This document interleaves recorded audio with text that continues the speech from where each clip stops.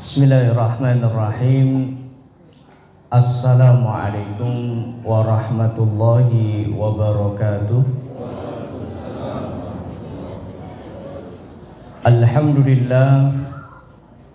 Alhamdulillahi rabbil alamin. Wassalatu wassalamu ala asyrafil anbiya'i wal mursalin, nabiyyina wa sayyidina Muhammadin wa ala alihi wa ashabihi ajma'in, amma ba'd. Ibu-ibu, bapak-bapak, adik-adik, mas-mas, mbak-mbak, ikhwan wa akhwat fillah, seluruh jamaah kajian Kamis malam Jumat, kajian kitab Umdatut Tafsir, mukhtasar dari tafsir Ibnu Katsir, yang mudah-mudahan kita semua senantiasa mendapatkan hidayah, rahmat dan taufik dari Allah Subhanahu wa ta'ala. Amin ya rabbal alamin. Alhamdulillah, kita bersyukur kepada Allah di malam hari ini kita dapat kembali dipertemukan Allah Subhanahu wa ta'ala di dalam kajian kita, kajian rutin Kamis malam Jumat. Ya alhamdulillah, pada malam hari ini merupakan pertemuan kita yang ketiga setelah libur di bulan Ramadan dan di bulan Syawal. Dan alhamdulillah, pada pekan yang lalu kita telah mengkaji bersama tafsir surat Ali Imran ayat 1 sampai dengan ayat 3 ya. Kemarin ayat 1 sampai dengan ayat 3. Dan insyaallah malam hari ini kita akan melanjutkan di ayat yang selanjutnya, yaitu ayat yang keempat, kelima, dan keenam. Oleh karena itu silakan bagi seluruh jamaah yang bawa Al-Quran atau aplikasi HP Qurannya dibuka di surat Ali Imran ayat keempat sampai dengan ayat keenam. Dan sebagaimana biasa, sebelum kita mulai, mari kita awali dan buka kajian kita pada malam hari ini dengan kita membaca basmalah. Bismillahirrahmanirrahim. Kita berdoa memohon kepada Allah, semoga apa yang kita kaji, apa yang kita pelajari pada malam hari ini menjadi ilmu yang manfaat, ilmu yang barokah untuk diri kita, untuk keluarga kita, dan untuk seluruh kaum muslimin. Amin ya rabbal alamin. Dan untuk mengisi kekosongan, silahkan yang merasa depannya kosong bisa diisi dulu, supaya nanti yang datang terlambat tidak duduk di teras masjid, atau bisa tetap berada di dalam masjid, di bagian dalam masjid. Jamaah rahimani wa rahimakumullah. Dan sebagaimana biasa, sebelum kita masuk ayat baru, maka kita akan mengulang secara singkat apa yang kita kaji pada pertemuan yang lalu. Kita masuk pada ayat yang pertama, Alif Lam Mim. Kemarin apa tafsirnya? Tidak ada yang tahu artinya atau tafsirnya. Yang tahu hanyalah Allah Subhanahu wa ta'ala. Namun di sini banyak sekali hikmah, atau para ulama mencari hikmah dari penggalan huruf atau dari susunan huruf hijaiyah Alif Lam Mim. Yang ini menunjukkan bahwa Al-Quranul Karim adalah ayat-ayatnya adalah ayat-ayat yang menakjubkan, min ajaibil Quran. Bahkan dengan susunan huruf ini saja, ketika kita membaca Alif Lam Mim, kemarin kita sudah mengkaji hadisnya, maka kita telah membaca 3 huruf, dan setiap huruf Allah berikan satu kebaikan.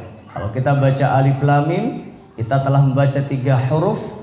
3 huruf berarti 3 kebaikan, dan setiap kebaikan dilipat gandakan Allah menjadi 10 kebaikan. Berarti 3 kali 10 berarti 30. Kalau dengan Alif Lam Mim saja kita mendapatkan 30 kebaikan. dari Allah Subhanahu wa taala. Bagaimana dengan kita membaca ayat demi ayat di dalam Al-Qur'an. Dan ini salah satu dari kunci keberkahan hidup kita, yaitu dengan kita senantiasa membaca Al-Qur'an. Dan kemarin kita sudah mengkaji juga fungsi dari Al-Qur'an tidak hanya sekedar dibaca, tapi juga dikaji sebagaimana yang kita lakukan pada malam hari ini.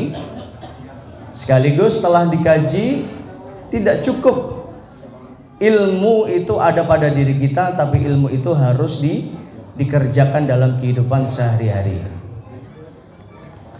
Itu ayat yang pertama. Kemudian ayat yang kedua, Allah berfirman, a'udzubillahi minasyaitonirrajim, Allahu la ilaha illa huwal hayyul qayyum. Allah dialah Allah, la ilaha, tidak ada ilah. Yang kemarin kita sudah mengkaji tafsirnya. Yang arti dari la ilaha artinya la ma'buda bihaqqin illallah. Tidak ada yang berhak untuk disembah melainkan hanyalah Allah Subhanahu wa ta'ala. Karena di dunia ini banyak Tuhan-Tuhan yang disembah, banyak sesembahan yang disembah, maka tidak ada yang berhak untuk disembah melainkan hanyalah Allah Subhanahu wa ta'ala. Dialah Allah Al-Hayyu Al-Qayyum. Kemarin Al-Hayyu apa? Lahu Al-Hayah Al-Kamilah. Allah pemilik kehidupan yang sempurna. Wa huwa hayyun la yamut. Di dalam doa masuk pasar, dialah Allah zat yang maha hidup dan tidak akan mati. Berbeda dengan manusia ya hidup tapi manusia akan mati, makhluk hidup tapi juga makhluk akan mati. Dan juga makhluk memiliki kelemahan-kelemahan, dan ini tidak mungkin dimiliki Allah Subhanahu wa ta'ala. Ini adalah al-haya al-kamilah, kehidupan yang sempurna. Al-Qayyum, apa kemarin Al-Qayyum? Dialah Allah Subhanahu wa ta'ala qaimun binafsihi wala yahtaju ila ghairihi, yaitu Allah yang berdiri dengan sendiri dan tidak butuh dengan yang lainnya.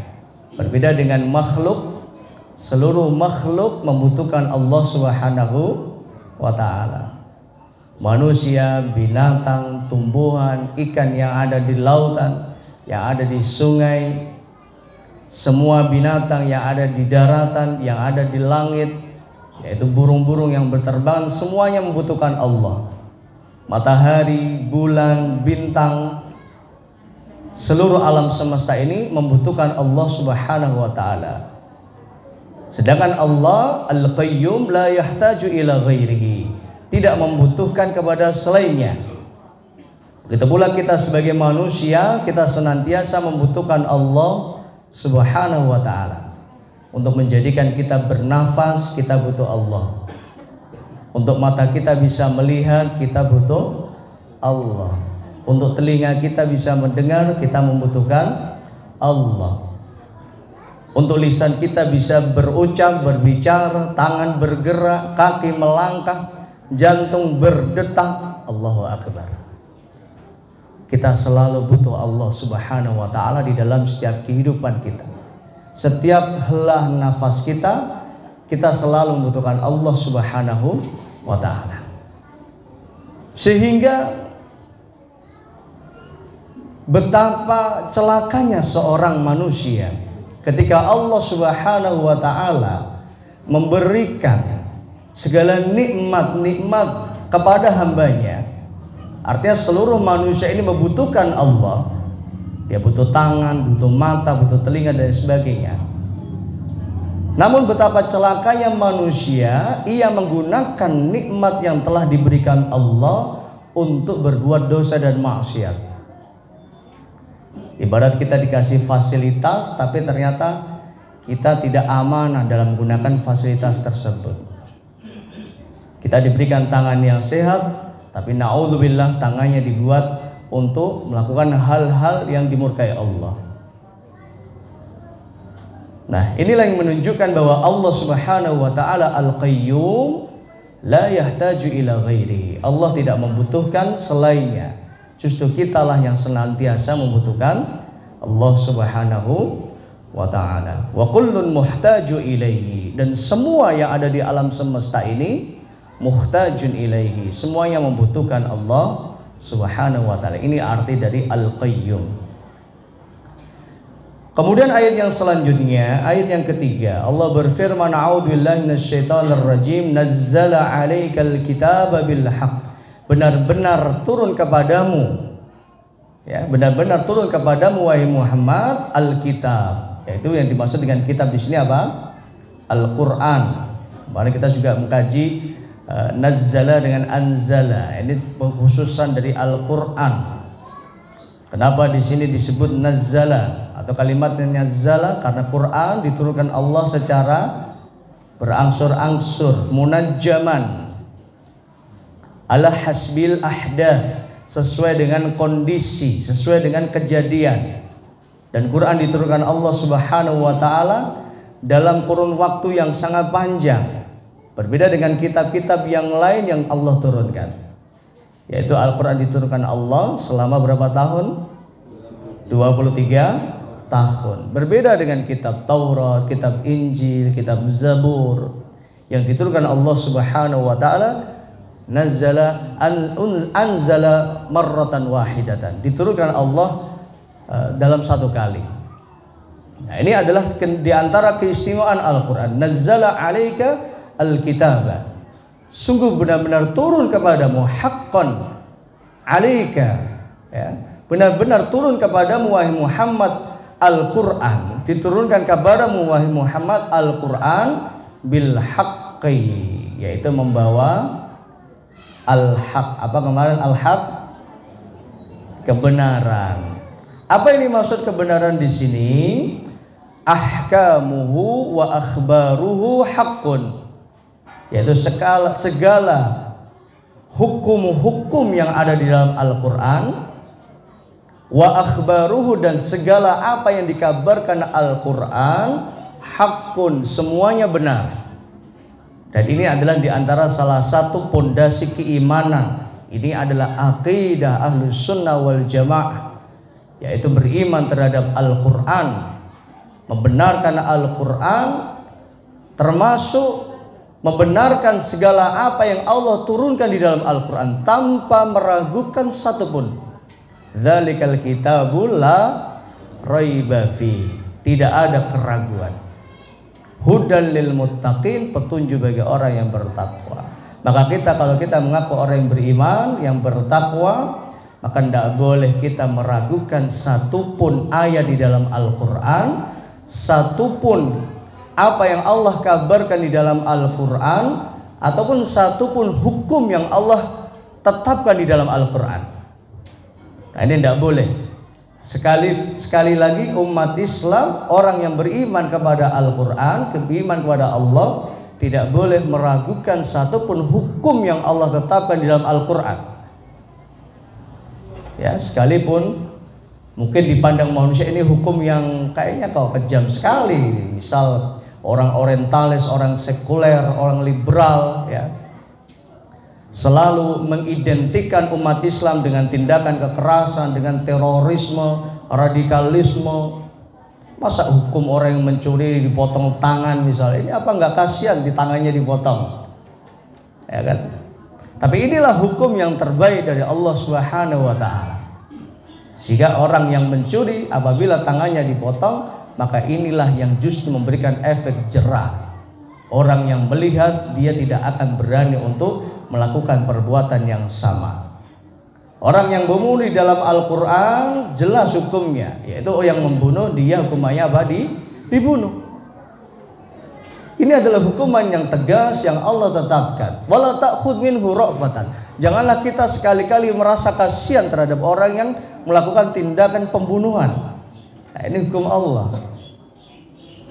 Sehingga misal ketika kita, ya, sebagai pihak korban, keluarga korban, tentu kita juga ingin orang yang melakukan atau orang yang membunuh, kita ingin agar diberikan hukuman yang setimpal, dan hukuman yang setimpal itu dibunuh. Maka alaihissallahu bi ahkamil hakimin, Allah lah hakim yang paling adil. Maka yang dimaksud al-haq di sini, akhbaruhu wa ahkamu haqqun. Segala apa yang Allah kabarkan dan segala hukum-hukum yang ada di dalam Al-Quran semuanya benar dan wajib diterima dan wajib dilaksanakan di dalam kehidupan sehari-hari. Nah, ini. Nazzala 'alaikal kitaba bil haqqi musaddiqan lima baina yadayhi. Ini dari fungsi dari Al-Quran. Fungsinya yaitu sebagai musaddiq, yaitu membenarkan lima baina yadayhi, yaitu apa-apa yang Allah turunkan sebelumnya. Wa anzalat Taurata wal Injil, dan Allah menurunkan sebelumnya yaitu apa? Kitab Taurat dan kitab Injil. Dan ini membuktikan bahwa Al-Quran tidak menafikan atau tidak meniadakan kitab Taurat dan kitab Injil. Justru Al-Quran membenarkan kitab Taurat dan kitab Injil. Al-Quran membenarkan bahwa kitab Taurat dan kitab Injil adalah merupakan Al-Kutub As-Samawiyah, kitab yang diturunkan Allah dari langit. Kitab Taurat Allah turunkan kepada Nabi Musa. Kitab Injil Allah turunkan kepada Nabi Isa. Kitab Zabur Allah turunkan kepada Nabi Dawud alaihi salatu wassalam. Nah, Al-Quranul Karim membenarkan seluruh kitab-kitab sebelumnya. Kenapa? Karena isi dari kitab-kitab sebelumnya itu juga merupakan wahyu atau syariat-syariat, perintah-perintah Allah Subhanahu wa taala pada umat-umat sebelum umatnya Nabi sallallahu alaihi wasallam. Min qablu, yaitu sebelum Al-Quran Allah turunkan kitab Taurat dan kitab Injil. Hudan linnas. Hudan linnas. Apa hudan linnas? Huda, hidayah, petunjuk, linnas bagi manusia. Ini menunjukkan bahwa kitab Taurat itu adalah hudan linnas, petunjuk bagi manusia. Kitab Injil juga petunjuk bagi manusia. Begitu pula kitab Zabur juga petunjuk bagi manusia. Begitu pula Al-Quranul Karim juga petunjuk bagi manusia.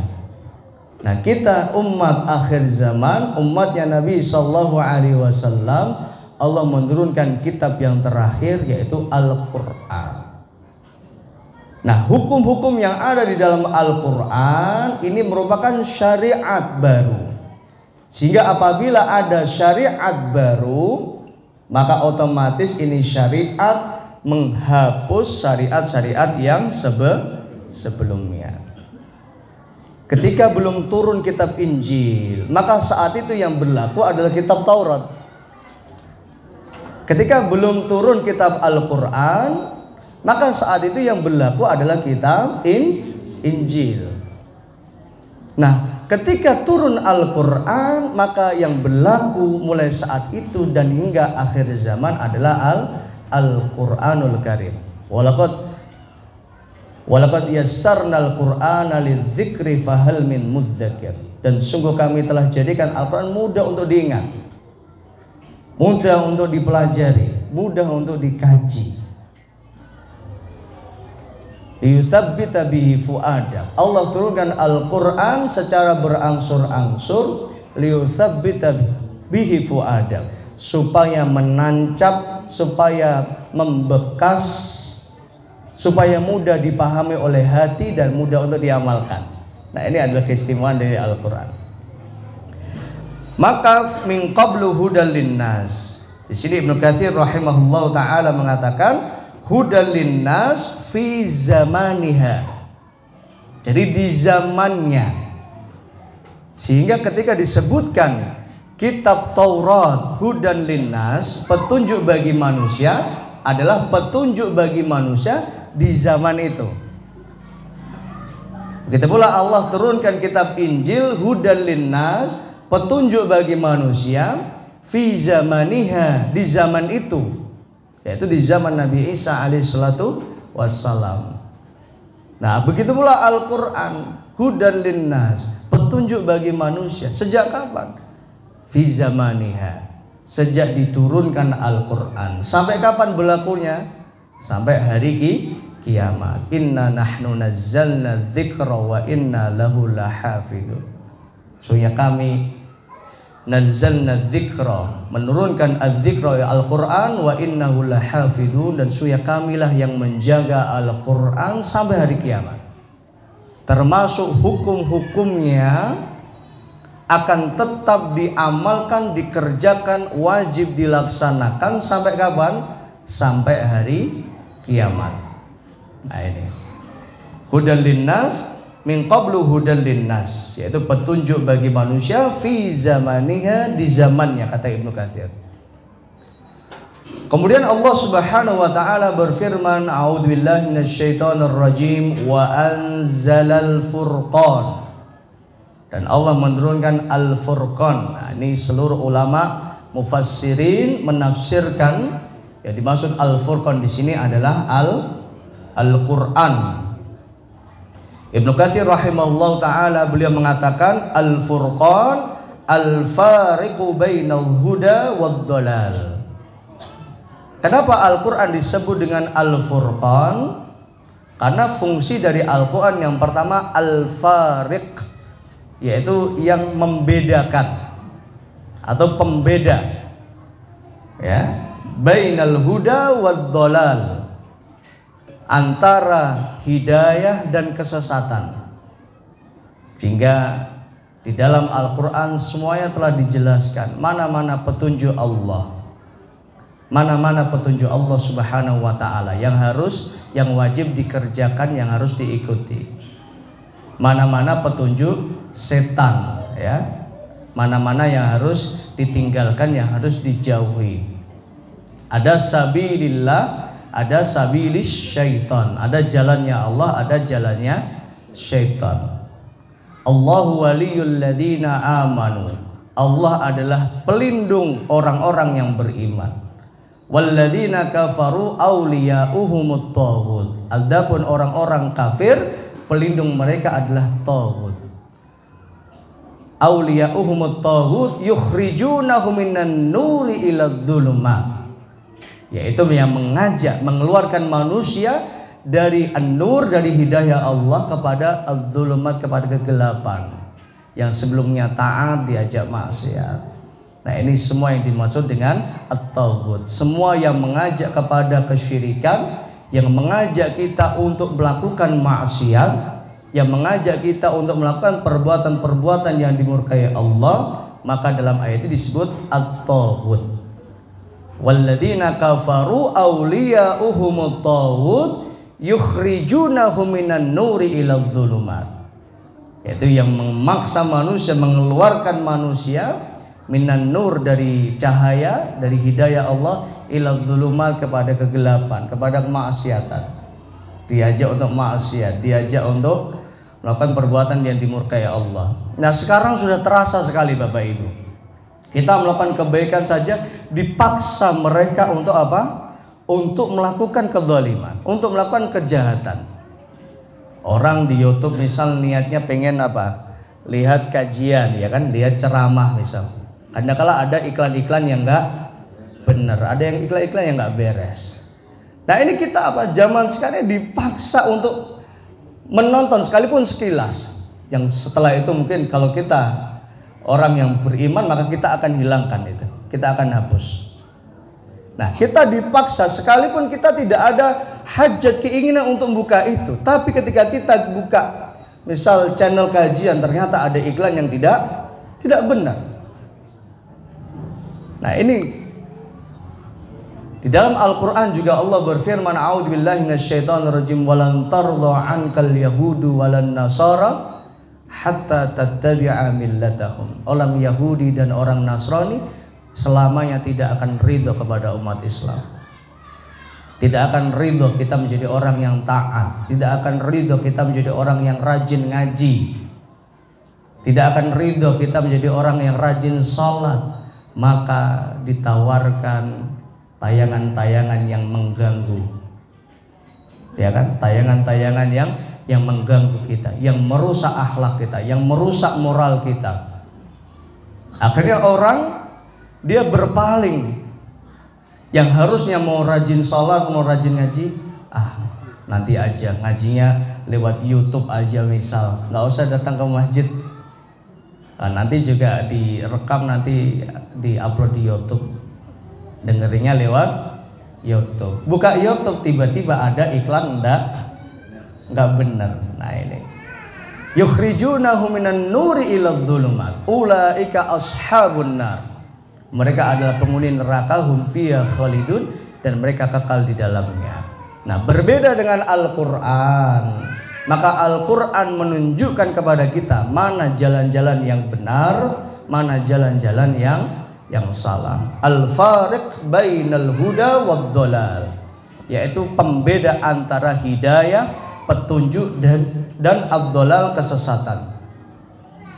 Wal haqqu wal batil, kata Ibnu Katsir, Al-Quran fungsinya adalah membedakan antara yang hak, yang benar, dan yang batil, yang salah. Maka Nabi Shallallahu Alaihi Wasallam mengajarkan kita sebuah doa. Doa itu adalah Allahumma arinal haqqa haqqa warzuqna tiba'ah wa arinal batila batila warzuqna jtinabah. Nah, ini diantara doa yang harus kita selalu memohon kepada Allah. Allahumma arinal haqqa al-haqqa. Ya Allah, tunjukkanlah kepada kami yang benar itu benar. Jangan sampai kita meragukan kebenaran.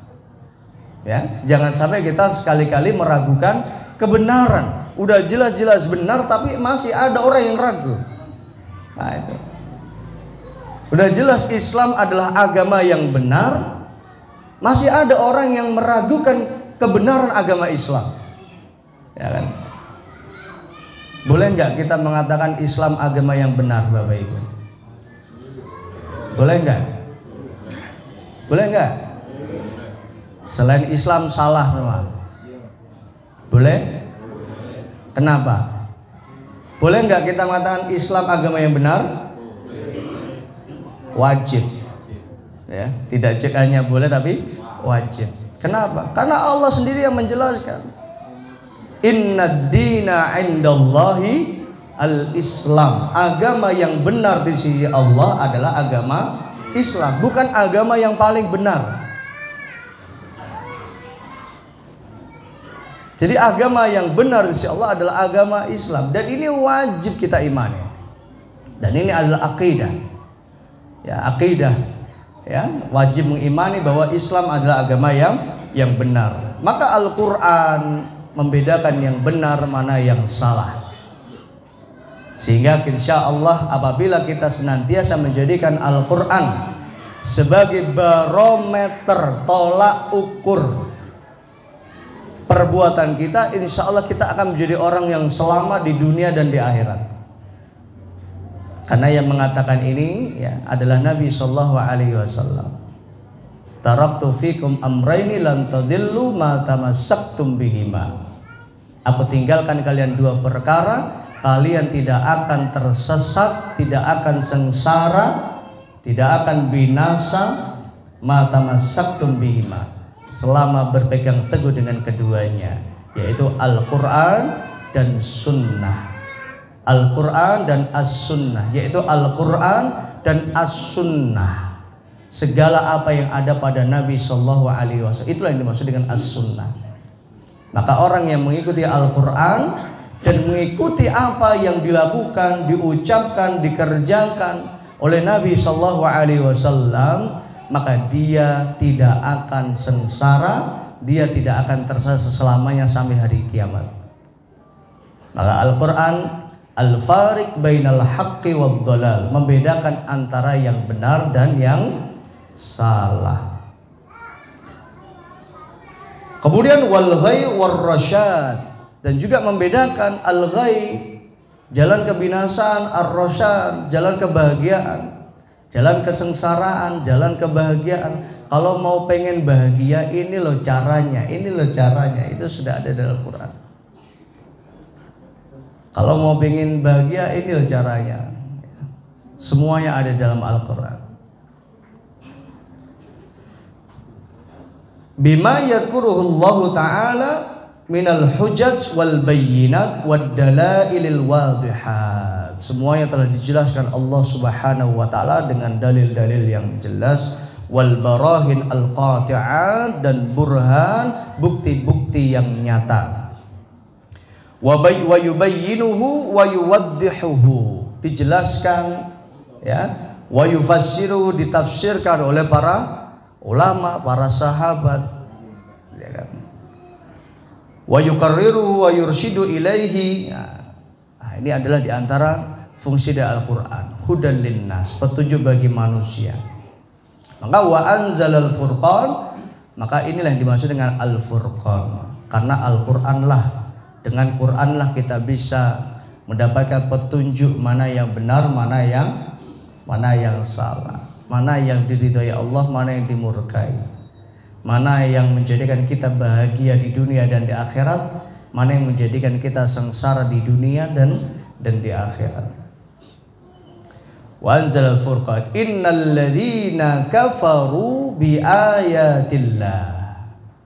Nah, setelah menjelaskan, setelah Allah Subhanahu wa taala menegaskan bahwa Al-Quran adalah Al-Furqan, yang membedakan yang benar dan yang salah, maka Allah menegaskan lagi, sesungguhnya innal ladzina kafaru, orang-orang yang kafaru, orang-orang yang kafir. Apa artinya kafir? Ingkar, orang yang mengingkari. Kenapa disebut kafir? Karena mereka mengingkari ketuhanan Allah Subhanahu wa taala. Kafir terhadap Al-Qur'an, kafir, mengkafirkan nabi. Ya, mengkafirkan. Ya, ini artinya apa? Mereka tidak mengakui, mengingkari. Innal ladzina kafaru, sesungguhnya orang-orang yang mengingkari bi ayatillah, dengan ayat-ayat Allah, mim ba'di ma ja'atuhumul bayyinat. Kata para ulama, setelah datang kepada mereka penjelasan-penjelasan yang nyata, tapi mereka apa? Justru mendustakan ayat-ayat Allah. Nah, ayat-ayat ini dimaksud dengan ayat ini ada dua macam, Bapak Ibu. Ayat yang pertama ayat kauniyah, ayat yang kedua ayat syar'iyah. Monggo diserat. Ayat yang pertama adalah ayat al-kauniyah. Ayat yang kedua adalah ayat asy-syar'iyyah. Nah, yang dimaksud dengan ayat al-kauniyah adalah tanda-tanda kekuasaan Allah yang ada di alam semesta. Matahari, bulan, bintang, awan, gunung, apalagi laut, itu tanda-tanda kekuasaan Allah. Apalagi manusia, wa fi anfusikum afala tubsirun, di dalam dirimu adalah ada tanda-tanda kekuasaan Allah, tidakkah kau lihat? Sebagaimana yang pernah kita sampaikan, ini setiap manusia ini punya sidik jari. Ya, 8 miliar populasi jumlah manusia di dunia ini, tidak ada satupun sidik jarinya yang sama. Bayangkan. Nah, ini termasuk ayat-ayat Allah Subhanahu wa taala. Bagaimana organ dalam tubuh kita, ini ayat-ayat Allah Subhanahu wa taala. Nah, ada orang yang mereka tidak mengakui bahwa ini adalah kekuasaan Allah. Harusnya mereka itu apa? Menerima. Tapi karena kesombongannya, mereka tidak mengakui adanya Tuhan, tidak mengakui adanya pencipta, sehingga ada orang-orang ateis. Apa ateis? Orang-orang yang tidak beragama, yang tidak beriman, yang tidak mengakui Tuhan. Nah, ini bertentangan dengan fitrah manusia yang harusnya ini menerima ini adalah tanda-tanda kekuasaan Allah. Nah, ini yang dimaksud dengan ayat-ayat al-kauniyah. Kemudian ada ayat-ayat asy-syar'iyyah. Ayat-ayat asy-syar'iyyah adalah ayat-ayat yang ada dalam Quran yang isinya adalah syariat-syariat, hukum-hukum yang telah ditetapkan Allah. Jadi udah jelas ini hukumnya seperti ini, nggak mau ditolak, ditentang. Wah ini nggak sesuai dengan hak asasi manusia misal. Nah, ini hukum potentangan ini jangan, kita nggak nerima. Ini bertentangan hukum dengan hak asasi manusia. Ya kan? Oh ini orang yang zina nggak boleh dicambuk. Ini kasihan, ini bertentangan dengan hak asasi manusia misal. Padahal udah jelas hukum-hukumnya ini telah ditetapkan Allah. Az-zaniyatu waz-zani fajlidu kulla wahidin minhuma mi'ata jaldah. Orang yang berzina baik laki-laki maupun perempuan, maka cambuklah keduanya mi'ata jaldah, sebanyak 100 cambukan. Ya kan? Ini hukum Allah. Nah, ini ada orang-orang yang kafaru bi ayatillah. Mereka menolak hukum Allah. Udah jelas padahal ayatnya, hukumnya jelas, tapi tidak mau diamalkan, ditolak. Ini tidak sesuai dengan hak asasi manusia. Tadi orang yang mencuri dipotong. Bayangkan kalau setiap orang yang korupsi dipotong tangannya, nah, ya kan? Gimana coba Indonesia? Akan makmur ya rakyatnya ya? Iya. Karena banyak hak-hak rakyat yang akhirnya dikorupsi, bansos, bantuan sosial dikorupsi, ya. Apalagi mengaspal jalan dimakan aspalnya, ya. Kenapa? Karena mereka memang tadi tidak takut kepada Allah Subhanahu wa taala. Ya, dicoba ini hukum potong tangan ini diberlakukan bagi orang yang korupsi. Dijamin sehari saja ini diterapkan. Sehari saja. Besoknya pastikan nggak ada orang yang korupsi dalam sehari. Nggak tahu besoknya kalau hukumnya udah nggak diterapkan ya korupsi lagi gitu.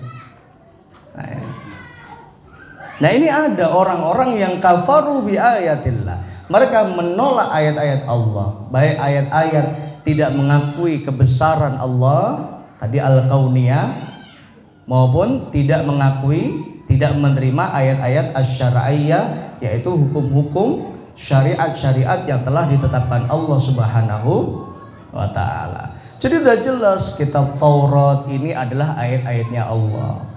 Kitab Injil ini isinya adalah ayat-ayat syariat-syariat Allah. Al-Quran isinya adalah ayat-ayat Allah, syariat-syariat, hukum-hukum yang telah Allah tetapkan untuk manusia. Nah, innal ladzina kafaru bi ayatillah, yaitu orang-orang yang mereka kafir, tidak menerima, menolak, tidak mengakui ya tentang kebenaran ayat-ayat Allah Subhanahu wa taala, lahum, ini ngeri Bapak Ibu ya.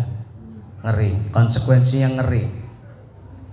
Lahum adzabun syadid, bagi mereka azab yang pedih. Ya, bagi mereka azab yang pedih. Tidak boleh ditolak, ya. Tidak boleh menolak hukum-hukum yang telah ditetapkan Allah Subhanahu wa taala. Kalau belum bisa melaksanakan, katakan belum bisa melaksanakan. Jangan menolak. Ya. Misal ada lagi nih hukum biasanya bapak-bapak ini apa poligami ya. Itu kan hukum Allah kan. Tapi ibu-ibu banyak yang menolak. Ya, benar ya? Jangan sekali-kali mengatakan menolak. Katakan tidak siap. Katakan tidak mau dipoligami. Jangan poligami ini hukum apa ini? Menolak poligami, hati-hati. Menolak sama saja apa? Menolak hukum yang telah ditetapkan Allah. Katakan tidak mau, katakan tidak siap. Begitu pula bapak-bapak, katakan tidak mau, tidak siap. Ya. Jangan tidak siap malah mau. Jangan mau ternyata tidak siap. Makanya dalam ayat poligami itu Allah katakan apa? Fankihu ma taba lakum minan nisa'i mathna wa thulatha wa ruba'. fa in khiftum alla ta'dilu fawahidatan. Maka nikahilah wanita mathna wa thulatha wa ruba, 2, 3 atau 4. Jadi hukum asalnya, perintahnya adalah nikahilah 2, 3 atau 4. Fa in khiftum alla ta'dilu fawahida. Apabila kalian takut untuk tidak bisa berbuat adil, fawahida, maka nikahilah cukup satu perempuan saja. Gitu. Nah, dengan cara ini kita tidak menolak hukum Allah Subhanahu wa ta'ala. Khawatirnya apa? Khawatirnya kita masuk dalam ayat ini. Innal ladzina kafaru bi ayatillah lahum adzabun syadid. Bagi mereka azab yang pedih, adab yang syadid. Innal ladzina kafaru bi ayatillahi lahum adzabun syadid wallahu azizun dzuntiqam. Dan Allah aziz. Apa aziz Bapak Ibu? Aziz maha kuat, dzul izzah. Allah pemilik kekuatan. Ya. Allah pemilik kekuatan. La izzata illa billah. Tidak ada kekuatan. La haula wala quwwata illa billah. Tidak ada kekuatan daya kecuali hanyalah Allah. Manusia ini hanya dipinjami sedikit saja. Hanya diberikan, dititipi kekuatan sedikit saja. Dan nanti akan kembali lemah. Wallahu khalaqakum min dha'fin summa khalaqakum min dha'fin quwwah. Dalam Al-Quran, Allah ciptakan kalian dari yang lemah. Kemudian yang dari lemah ini Allah ciptakan menjadi kuat. Wa min ba'di quwwatin dha'fan, dari yang kuat menjadi lemah lagi. Itu udah hukum sunnatullah. Bayi lemah nggak bisa apa-apa, ya kan? Nanti sudah gede kayak kita ini punya kekuatan. Nah, ini sudah mulai sepuh ya Pak ya. Sudah usia 50, 60, ini kembali lemah lagi. Ini ada di dalam Al-Quran. Min ba'di quwwatin dha'fa. Setelah kuat kembali menjadi lemah. Nggak ada orang kok kuat terus, itu nggak ada. Sak kuat-kuatnya orang akan lemah dia. Sehebat apapun orang dia akan lemah. Dia akan mati. Ujung-ujungnya nanti akan meninggal dunia. Itu. Maka jangan merasa kuat, jangan merasa hebat. Kenapa? Karena kita akan menjadi orang yang lemah. Bahkan nanti kita akan diwafatkan Allah dan menjadi seseorang yang tidak berdaya lagi sudah. Nah, ini, ya. Wallahu aziz, dialah Allah yang maha aziz, dzul izzah, pemilik kekuatan. Dzuntiqam. Dzuntiqam. Apa dzuntiqam di sini Bapak Ibu? Apa terjemahnya apa? Dialah Allah yang memiliki hukuman. Artinya Allah yang menghukum. Orang maksiat dihukum Allah. Orang yang tidak taat, mereka yang nantinya akan mendapatkan hukuman Allah Subhanahu wa ta'ala. Wala yaglibuhu ahadun. Tidak ada yang bisa mengalahkan Allah. Azizun yaf'aluhu ma yasha. Dialah Allah yang maha aziz, yang maha kuat. Yaf'aluhu ma yasha. Dialah Allah yang mengerjakan segala sesuatu apa yang dikehendaki, apa yang diinginkan Allah. Idza arada syai'an an yaqula lahu kun fayakun.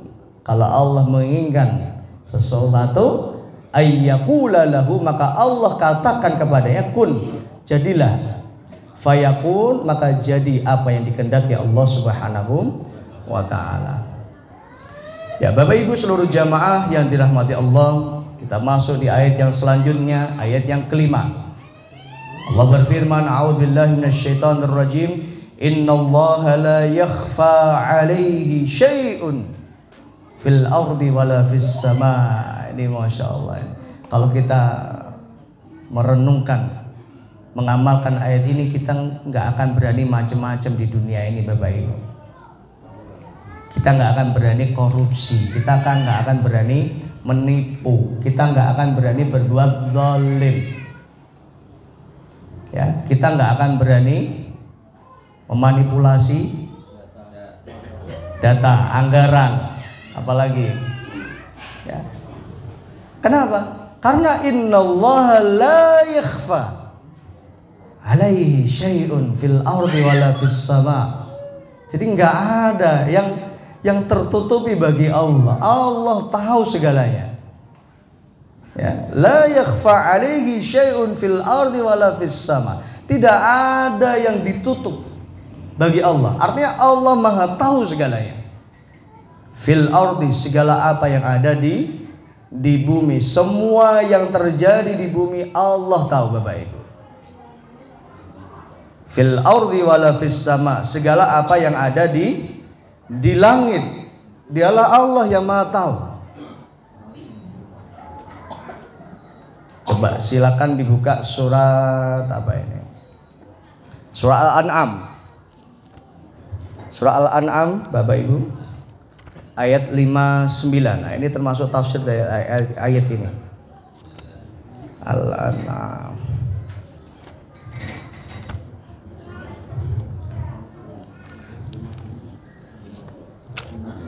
Sebelum surat Al-A'raf, Al-An'am, Al-A'raf.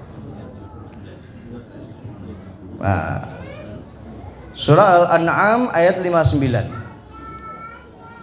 Coba ini kita sedikit merenungkan ayat ini, Bapak Ibu, supaya kita bisa lebih memahami betapa besarnya kekuasaan Allah Subhanahu wa taala.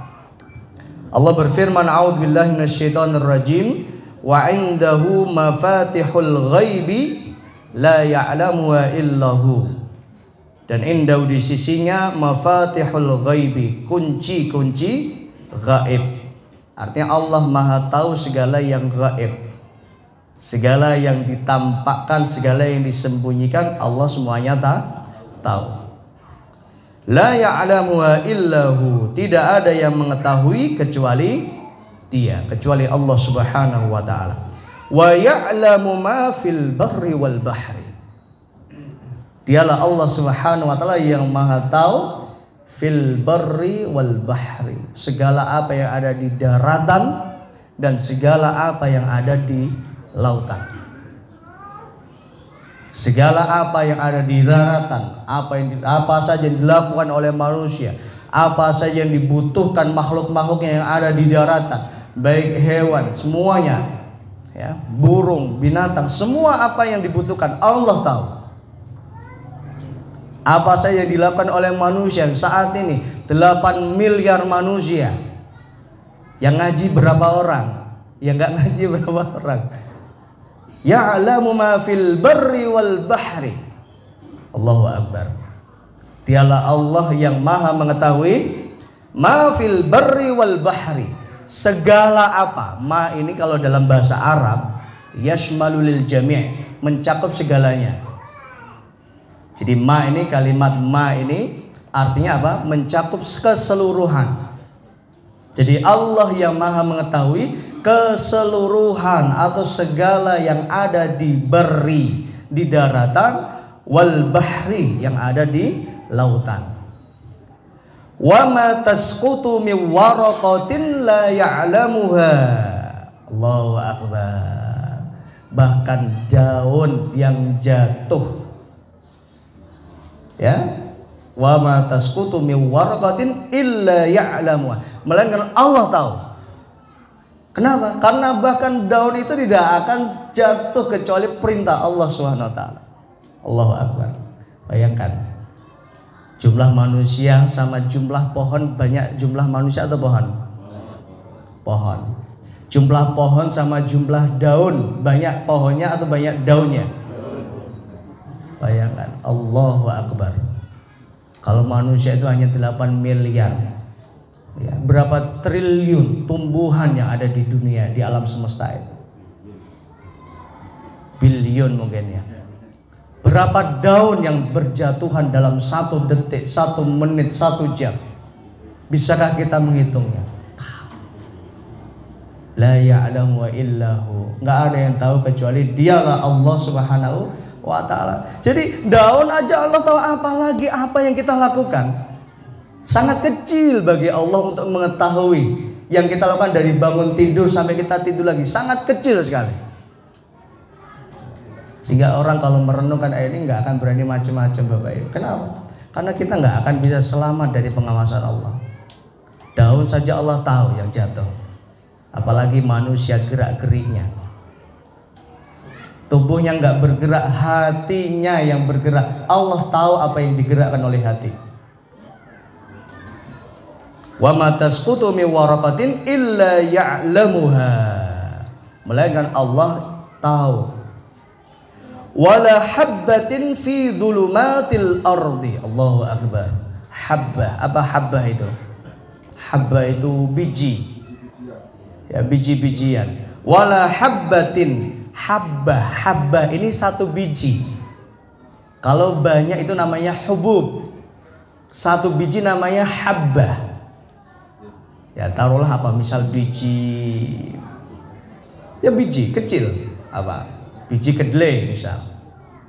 Wala habbatin fi dhulumatil ardi. Tidaklah ada biji, satu biji pada kegelapan. Fi dhulumatil ardi, di muka bumi ini Allah tahu Bapak Ibu. Ada biji cilik di dalam kondisi yang gelap, Allah tahu. Apalagi kita yang ngapa-ngapain di tempat yang gelap. Apalagi kalau orang macam-macam di tempat yang gelap. Lu biji wae Allah tahu, apalagi manusia yang lebih gede dari biji. Ya. Allahu akbar. Wala radbin wala yabisin. Tidaklah yang basah, tidaklah yang kering. Allah tahu semuanya, mana yang basah, mana yang kering. Illa fi kitabin mubin. Semuanya telah tertulis dalam kitabnya yang jelas, Lauhil Mahfuz. Allahu akbar. Nah, ini diantara tanda kuasa Allah Subhanahu wa ta'ala. Maka orang kafir, mereka adalah orang-orang yang tidak mau menerima, mengingkari tanda kekuasaan Allah Subhanahu wa ta'ala. Innallaha la yakhfa alaihi syai'un, segala sesuatu fil ardi, di bumi, wala fis sama, dan yang ada di langit. Semuanya Allah yang Maha tahu. Saya kira ini dulu Bapak Ibu kajian kita pada malam hari ini. Insyaallah pekan depan kita masuk pada ayat ke-6. Nah, ini lebih spesial lagi. Kita akan banyak mengkaji tentang betapa maha besar dan kuasanya Allah dalam penciptaan manusia. Membentuk rupa manusia, bikin hidungnya mancung, hidungnya pesek, ya. Warnanya hitam, warnanya putih, warnanya merah, rambutnya keriting, lurus, tinggi, pendek, gendut, kurus.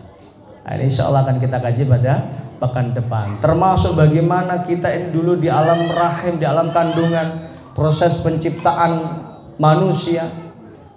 Allahu Akbar. Kita dari sesuatu yang tidak berharga, sesuatu yang hina, dari sesuatu yang lemah. Ya, mudah-mudahan Allah mengampuni setiap apa yang pernah kita lakukan dan menerima setiap apa yang kita lakukan. Amin ya rabbal alamin. Silakan, masih ada waktu 10 menit untuk tanya jawab. Silakan yang ingin bertanya bisa disampaikan. Barakallah. Monggo. Ya.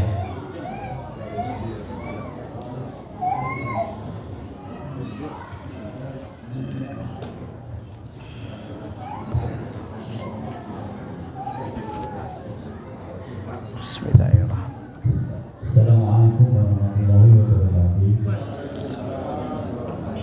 Sudah menjadi kebiasaan di kampung kami, bila ada orang meninggal itu diumumkan di masjid. Dan suatu ketika ada orang muslim yang meninggal dan ada yang orang umum di masjid. Dan seketika itu menjadi bahan perbincangan. Ada yang pro dan kontra. Pertanyaan saya, bagaimana sebenarnya Islam menghadapi persoalan ini?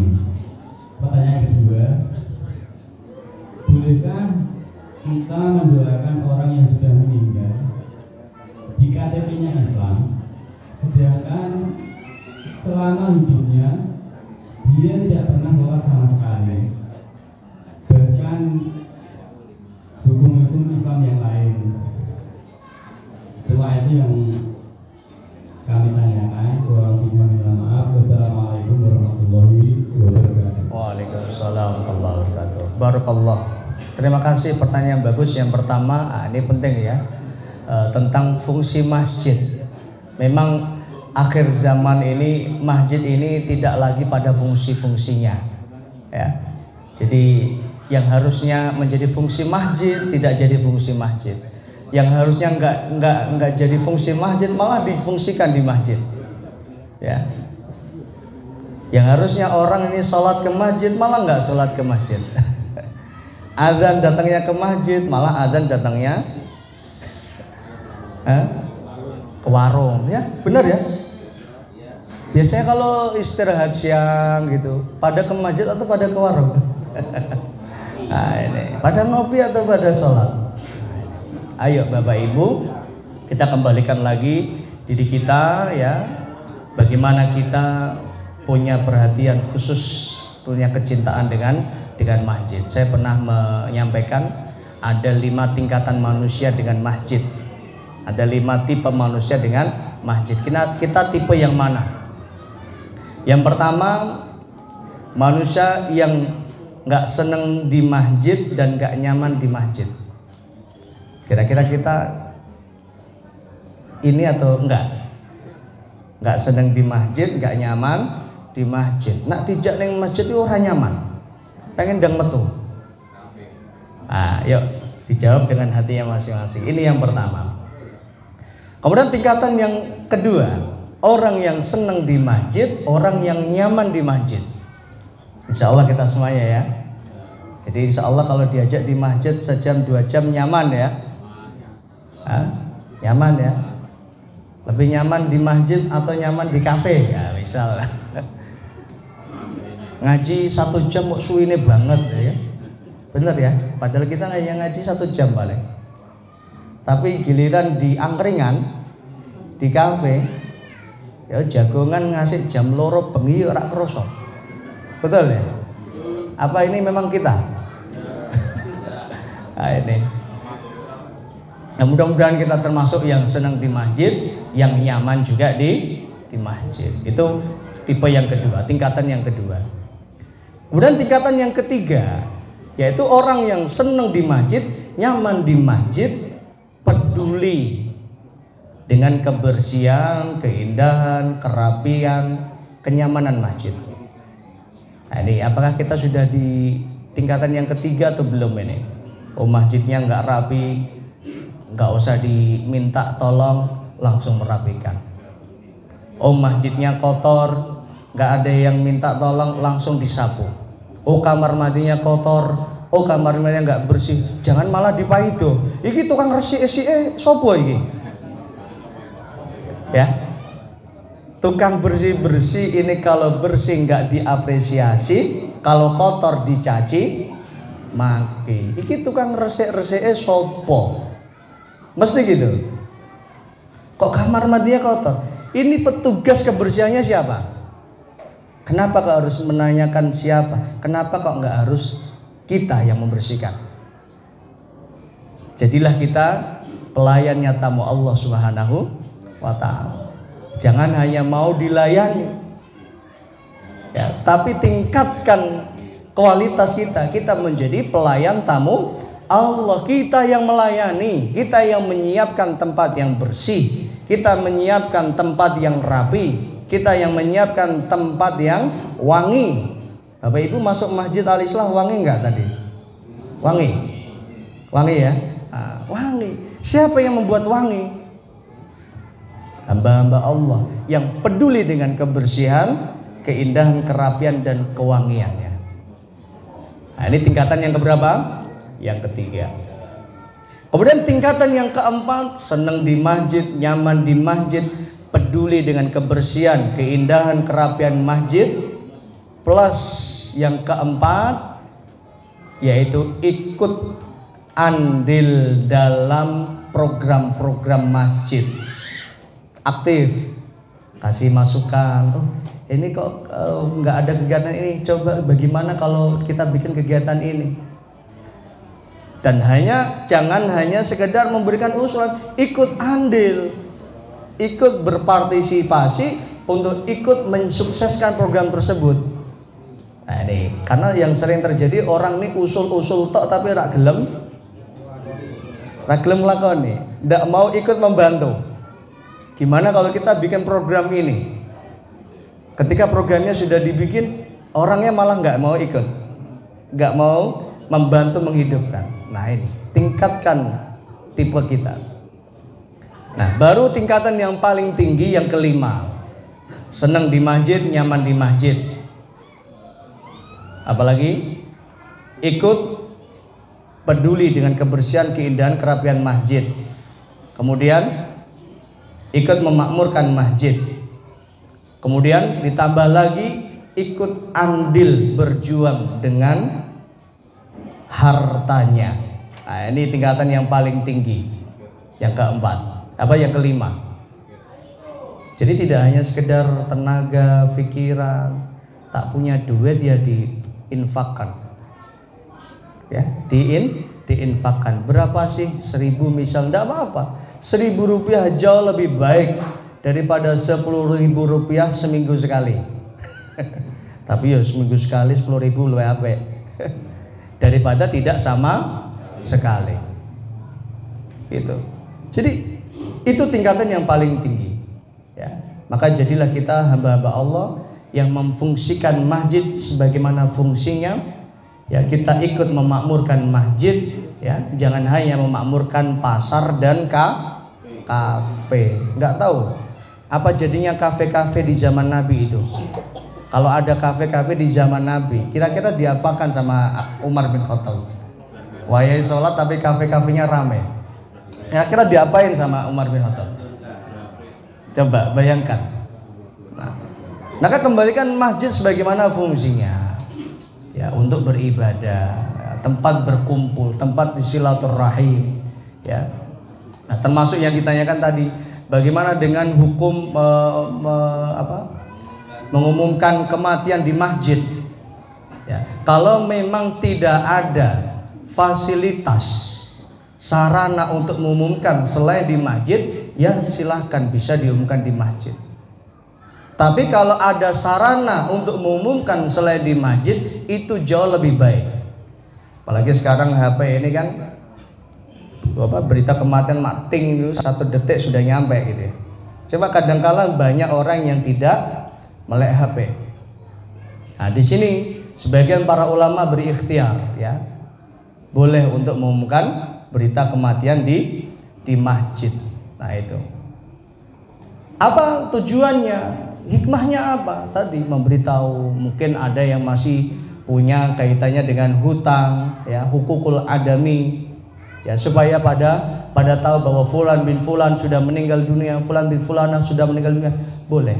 Namun yang paling afdal, ya, kalau memang bisa tidak di masjid, itu jauh lebih baik lewat HP, ya.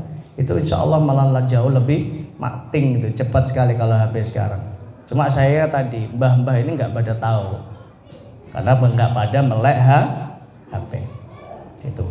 Kemudian pertanyaan yang kedua, apa tadi kaitannya dengan bolehkah mendoakan orang mati, mendoakan orang yang meninggal dunia? Nggak boleh. Orang kok didoakan meninggal dunia? Boleh nggak mendoakan beliau meninggal dunia? Nggak boleh. Mendoakan orang yang sudah meninggal dunia boleh, ya. Kemudian kalau orangnya nggak sholat, nggak pernah puasa, tapi dia Islam bersyahadat, bagaimana? Kita mendoakan karena dia Islam. Adapun urusan sholat dan lain-lain, urusan dia dengan Allah Subhanahu wa Ta'ala. Mudah-mudahan kalau dia taat, ibadahnya diterima Allah. Karena wallahu a'lam, boleh jadi orang ini melakukan ibadah tapi kita nggak tahu. Ya, boleh jadi orang ini melakukan ibadah kita tidak tahu. Maka cukup kita menghukumi apa yang zahir. Misal orangnya Islam, ya sudah didoakan. Mudah-mudahan diterima setiap ibadah dan amal solehnya, kebaikan-kebaikannya diterima Allah. dan mudah-mudahan diampuni dosa-dosanya. Oh, kita lihat orang ini nggak pernah sholat, nggak pernah di masjid, itu mungkin penilaian kita saat itu seperti itu. Kita nggak tahu, mungkin sholatnya di rumah kan, sudah merubah statusnya menjadi suami yang solihah gitu kan, sholatnya di rumah, nggak apa-apa gitu. Dan nggak tahu, nggak ada yang tahu, nggak ada yang tahu. Maka tadi kita menghukumi seorang sesuai dengan yang zahirnya. Kalau zahirnya Islam, kita doakan ya. Kecuali kalau orang yang kafir, maka tidak boleh mendoakan orang kafir, apalagi memohonkan ampunan. Ini ada ayat yang jelas melarang hal ini. Wallahu a'lam. Saya kira ini Bapak Ibu kajian kita pada malam hari ini. Setelahnya jangan kundur dulu ya, karena habis ini kita bisa menikmati hidangan yang disediakan malam hari ini. Apa? Kang Jody apa? Lontong semur ya. Ya, lontong semur. Selamat menikmati. Mudah-mudahan menjadi penambah imunitas dan fisik kita. Semoga Allah menerima setiap ibadah dan amal soleh kita. Allah manfa'na bima 'allamtana wa 'allimna ma yanfa'una wa zidna ilman. Allahumma inna nas'aluka ilman nafi'an wa rizqan thayyiban wa 'amalan mutaqabbalan. Rabbi ighfir lana wa liwalidayna warhamna kama rabbayana shighara. Rabbana atina fid dunya hasanah wa fil akhirati hasanah wa qina adzabannar. Wa sallallahu ala nabiyyina Muhammad wa ala alihi wa sahbihi wa sallam walhamdulillahi rabbil alamin. Saya kira ini, makasih atas kerawaannya. Oh ya, pengumuman Bapak Ibu yang masih ingin berkurban, Masjid Al-Islam masih membuka peluang kepada siapa saja yang ingin berkurban di Masjid Al-Islam. Berapa nilainya? Nominalnya 3 juta rupiah. Insya Allah nggak naik, nggak turun ya. Insya Allah masih tetap 3 juta ya. Dan insya Allah 3 juta ini sudah sangat cukup, sudah plus biaya operasionalnya ya. Silakan yang bisa berkurban di tahun ini bisa menyegerakan kurbannya. Terima kasih. Assalamualaikum warahmatullahi wabarakatuh.